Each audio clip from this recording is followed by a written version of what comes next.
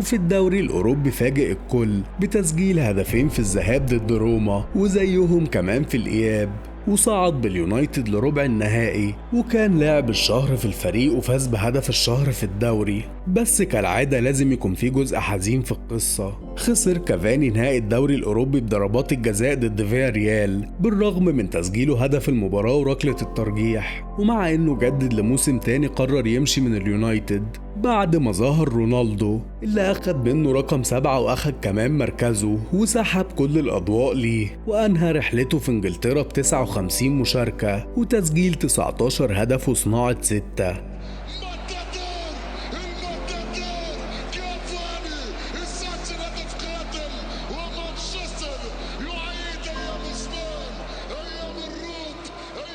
وبدأ رحلة جديدة في إسبانيا مع فالنسيا، لكن الأمور ما مشيتش بشكل كويس وما قدرش يتأقلم معاهم، وبعد 28 مشاركة سجل فيهم 7 أهداف وصنع 2. قرر يرجع على أمريكا الجنوبية ويوقع لبوكا جونيور الأرجنتيني في صفقة حرة، ومع إنه بالخطوة دي بيقرب لنهاية مشواره بيشتعل تاني وبيرجع لمستوى ملفت وبيسجل أهداف مبهرة كعادته. وفي 2024 وبالتحديد من 7 شهور قرر كافاني يعتزل اللعب الدولي بعد مسيرة مرعبة مع أوروجواي، ومع مشاركة سواريز ليه في مركزه قدر يسجل 58 هدف في 136 مواجهة.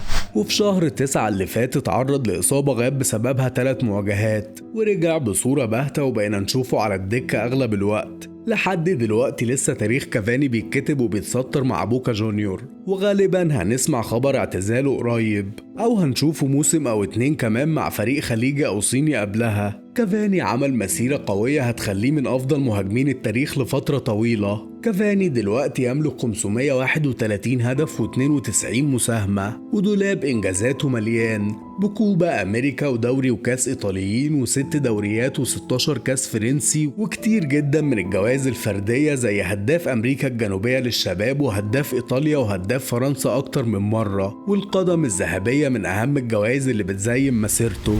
مشكلة كافاني إن القدر أوجد له لاعب زي سواريز في المنتخب، ولقى أحسن فترات حياته في نابولي مش هيقدر يحقق حاجة مع فريق متواضع، ولما راح باريس كان إبرة مكسر الدنيا واضطر يقعد دكة، ولما أخد فرصته ظهر له نيمار ومبابي، وحتى لما راح اليونايتد كريستيانو طلع له من تحت الأرض. يمكن لو كان اتحط في ظروف أفضل كان بقى في مكان تاني.